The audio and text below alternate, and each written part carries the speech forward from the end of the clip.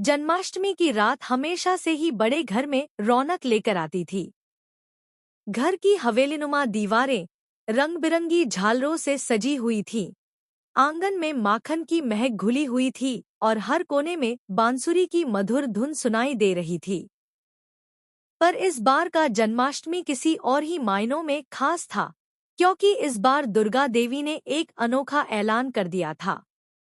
उन्होंने घर की सभी बहुओं को बुलाकर कहा, देखो, इस बार जन्माष्टमी के भोज की पूरी जिम्मेदारी तुम सबकी होगी। जो बहू मुझे अपने हाथों से बने खाने से खुश करेगी, उसे मैं एक बहुत बड़ा तोहफा दूंगी। सब बहुएं हैरान रह गईं। और अहाना, उसके तो पैरों तले जमीन ही खिसक गई। उसका दिल जोर जोर से धड़क रहा था। उसे समझ नहीं आ रहा था कि आखिर दुर्गा देवी ऐसा कौन सा तोहफा देने वाली है। मगर उसके दिल के एक कोने में कहीं न कहीं उम्मीद की एक हल्की सी लौ जल रही थी। शायद यह तोहफा उसकी जिंदगी बदल देगा। अहाना ने मन ही मन ठान लिया, चाहे कुछ भी हो जाए, मैं ऐसा खाना बनाऊंगी कि सब लोग तारीफ किए बिना न रह सकें। पर उसके इस संकल्प को चुपके से सुन चुकी थी बुआजी। उनकी आंखों में चालाकी और होठों पर एक खतरनाक मुस्कान खेल रही थी। बुआ जी ने वही मन कसम खा ली, देखते हैं अहाना, कैसे तुम जीतती हो दुर्गा भाभी का दिल।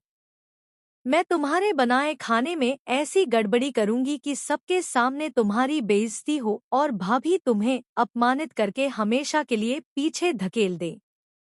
इधर अहाना को भी अंदेशा था कि बुआ जी चुपचाप नहीं बैठेंगी।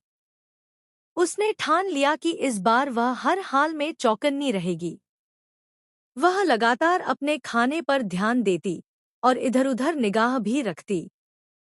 खाना पकाते समय पूरे घर में घी और केसर की खुशबू फैल गई थी। बहुएं अलग-अलग पकवान बना रही थी और अहाना ने तय किया कि वह इस बार सबसे बढ़कर खीर बनाएगी, वही खीर जो कभी उसकी माँ घर में त्योहार पर बनाती थी। मगर तभी एक परछाई आहाना के पीछे मंडराई। वह कोई और नहीं बल्कि बुआ जी थी। उनके हाथ में नमक की डिब्बी थी और आंखों में साजिश की चमक। जैसे ही उन्होंने खीर के बर्तन में नमक डालने की कोशिश की, अहाना ने तुरंत उनका हाथ पकड़ लिया। बस, अहाना ने दृढ़ आवाज में कहा। उसकी आंखों में आंसू थे मगर आवाज में हिम्मत। अगर आपने दोबारा ऐसी हरकत की, तो मैं सबके सामने बता दूंगी कि खाने में गड़बड़ी करने वाली आप हैं। बुआ जी घबरा गई। उनका चेहरा लाल पड़ गया और बिना कुछ कहे गुस्से से पैर पटकते हुए वहां से चली गईं। अहाना ने राहत की सांस ली और खीर को बचा लिया।